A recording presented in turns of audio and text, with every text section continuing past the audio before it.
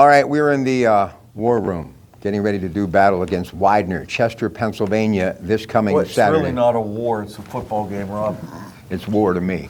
All right, listen, I'm looking forward to the opener, so tell me about this run-oriented, we very rarely pass offense of Geneva College. Yeah, we run all the time. It's triple option. It's something that we truly believe in, and we'll have an opportunity to continue to do that on Saturday. Tell me about this team. I believe they were, 5-6 last year. Go ahead. They're pretty good, and they're in a really good league. They play a lot of upperclassmen. They've got some transfers in. They got an All-American defensive tackle. They stunt from every imaginable way possible, and it's something that just we have to prepare for, and it was very difficult preparing for them. Well, I know that you have some athletes that are going to be stopping here shortly to kind of get a feel of what this place is all about. So before we talk more X and O's, what has Geneva, the college, in the classroom, on the football field, meant to you for over 3 decades? I think it just reaffirms what happened when I was a student here, and not a very good student at New Brighton High School. I had a lot of fun with a lot of great people. A lot of great people. But you know what? Isn't that what it's all about, though? Well, I don't know. And then all of a sudden, people start using high school as a way to prepare for college. Or you could do what I do, radio, and you have your classmates shouting at you on social media because they don't like the president. And then other people singing your praises because they love the president. So you know what that means? I stay out of New Brighton.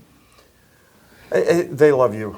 I'm not so sure about that. You do more you should read some of those comments. Yeah, well. But don't people understand, and this is just my humble opinion, it's not about being a Republican or a Democrat. It's about actually getting stuff done, people of action. And when you look at this gentleman, he is a person of action, is he not? I'm not allowed to talk about religion or politics or Westminster. All right, let's talk about football then. Yes. Would you rather open on the road? Doesn't matter. It is what it is. Honestly, sometimes, yes. Sometimes, that home opener is such, and I'm going to use it, a distraction because everybody's there, everybody wants this, that, and the other, and you lose this. I think sometimes it's very good to take a young team on the road. You get an opportunity to bond, and we've done it in 2 scrimmages we've been on the road. So we've actually prepared our guys for this, in the preseason. You know what a lot of people don't understand? What I do is entertainment, okay? I'm supposed to entertain. Sports has become entertainment. How is it that you say you want to have fun, but obviously wins and losses are everything, but do you have to have a little fun, a little flair, a little entertainment in football, especially at the D3 level in 2025? Yeah, I guess fun's an interesting word. I think fun is when you've coached with everything that you can coach, when you've played with everything that you can play with, when you get the most out of your team. I think that's fun. And then, when it's all said and done, it really does come down to the relationships. So I haven't done a very good job of balancing that over the last 3.5 decades in terms of, having fun during the season. Yeah.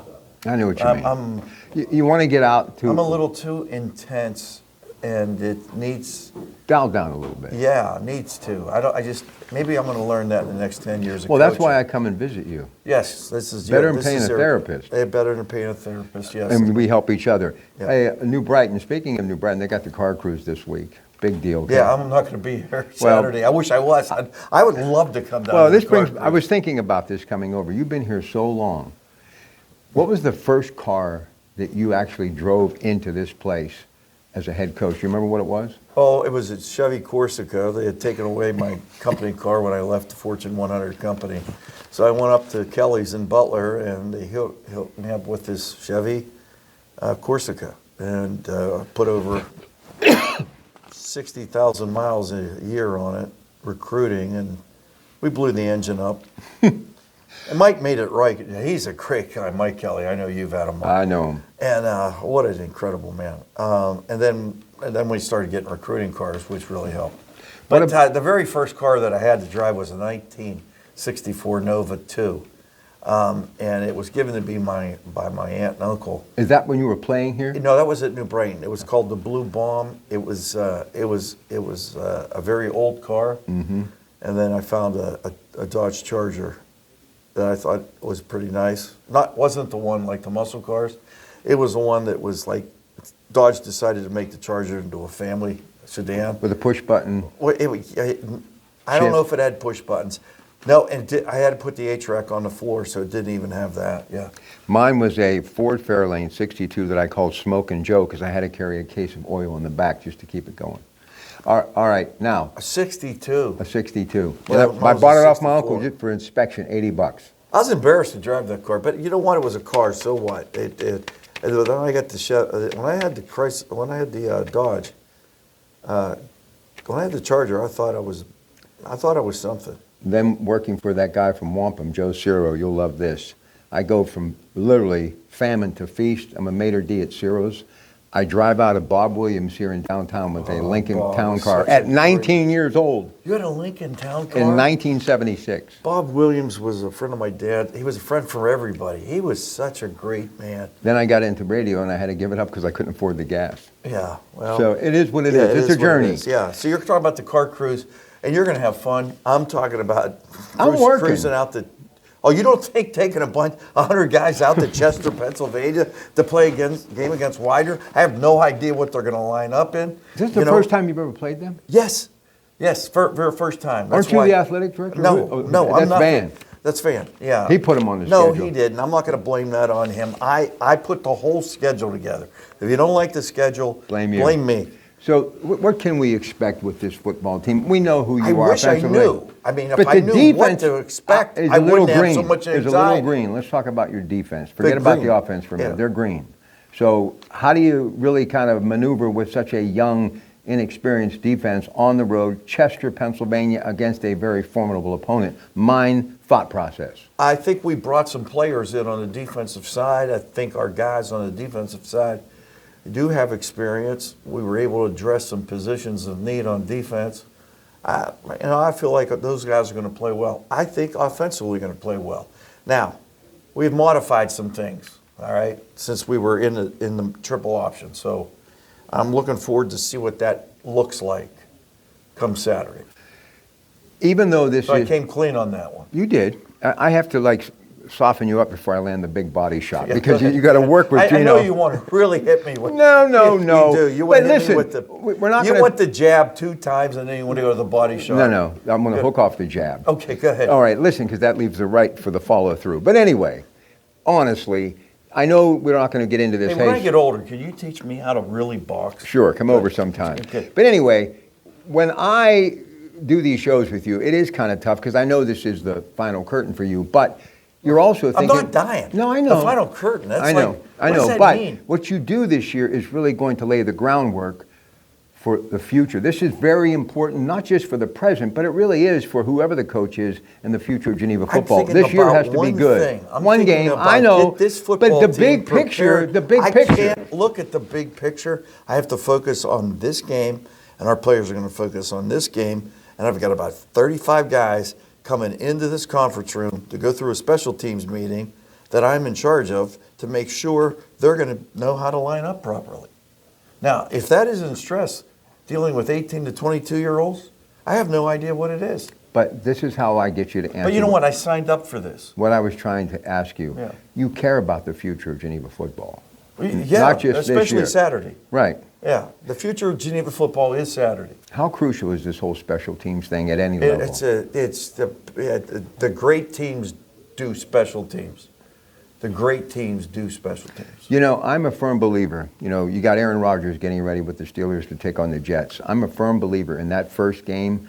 You got Kansas City Chargers tomorrow. People are saying Kansas City a little bit of falling off that crown of theirs, a little bit of a luster. Justin Herbert, 5th year in the league, time for him to step up. You've got that game tonight, Eagles and the Cowboys Thursday night. I really believe the first game of any season, any level, high school, collegiate, pro, can set the table, good, bad, or indifferent. The first game is very important, much more than, hey, we got a lot more after this. You have to make a statement in that first game. Well, we play 10 regular season games, so you got to make a statement every game. But the first one, you actually get an opportunity to get stuff on tape, and you can start correcting things and teaching with the student athletes, which is always great, but you have to go through the first one. the whole special teams to me in the NFL means a whole lot. 3 points in the NFL is a whole lot. In some colleges that run crazy offenses, 3 points isn't a whole lot. Back in the day of the Big 12 and the way they were just running up and down the field, right. Kicking field goals meant nothing. I mean, they didn't even play defense. Now you find out some of the best defenses are in the Big 12. So here you go. So I don't know what to make of it. All I know is I got to get these guys ready, and I get myself ready. It's Thursday night after this practice. We used to have a saying that the hay was in the barn, but it's not. It's never in the barn. And we can come up with an idea on the bus on Friday. We better get our guys ready to get up early and play on Saturday because these guys are very good. They're going to have a very experienced team. Although they've lost a lot of people, they play a lot of people. So looking forward to it, obviously. I'm looking forward to it too. Last thing before we let you go, and we're going to try to get here every week.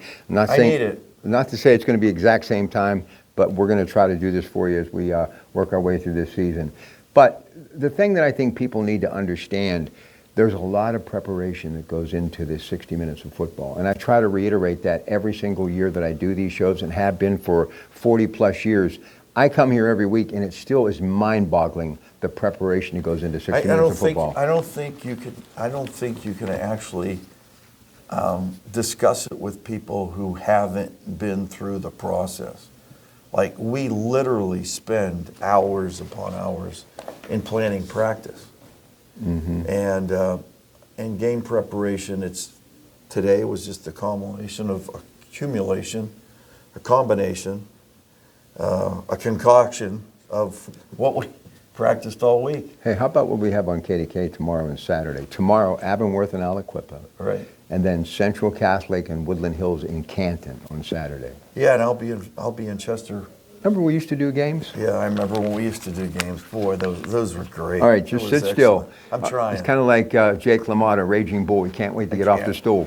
All right, I'm going somewhere. Oh yeah, I'm going to see Bob Middleman down at NY I'll tell Bobby we said hello. He's jewel. Beaver Falls, man. He's Beaver Falls. Bob is such a pit guy, and I'm a WVU guy, but I got to tell you, he's one of the best. Well, you know what he's done for me? Yeah, he gave you a pit. No. I paid for these New Balance, but he's given me New Balance to my life. I have no time now to myself. There you go. Great. Have a great day, everybody. Thanks, Gino.